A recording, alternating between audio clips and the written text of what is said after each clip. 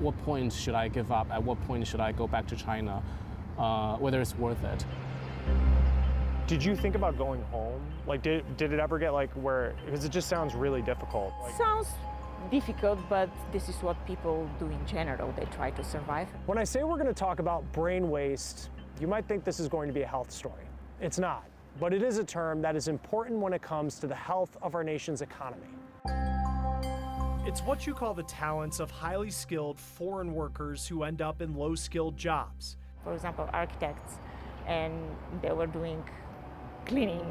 I spoke with 3 immigrants from 3 different parts of the world. When Afghanistan collapsed to the hand of Taliban, my life and my family life was at risk. I met Fareed, an Afghan refugee. I left behind my mother. I really miss her a lot, and she's living alone.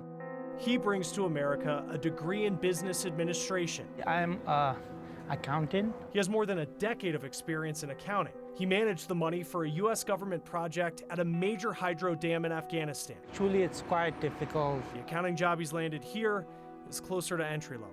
They offer me job with a very low pay. Do you know how many job applications you filled out? Frank Yang, a statistician from China, knows the struggle. 50, 70, I don't know. Do you know how many? A lot. More than 200 for sure. Vesela Kuseva, a graphic designer from Bulgaria, does too. There were some interviews that they would want you to record your mission or whatever you aim at the particular job.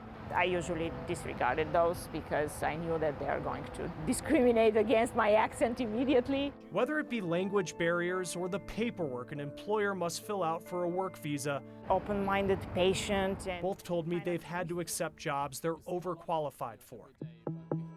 Around 25% of college-educated immigrants in America can't find work or are in low-skilled jobs.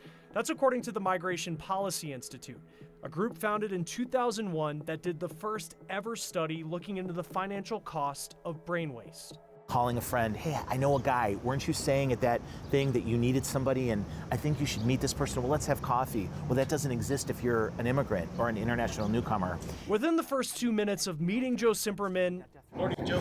Hey, how are you, man? I could tell he knows how to network. How's Noor doing? He's the son of Slovenian immigrants. His nonprofit, Global Cleveland, helps foreign workers find jobs that fit their skill sets. We have to get to a point where we realize that the more people who are working, period, the better it is for all of us. Research backs that up. The same Migration Policy Institute study found that college-educated immigrants working low-skilled jobs miss out on more than $39 billion in wages a year.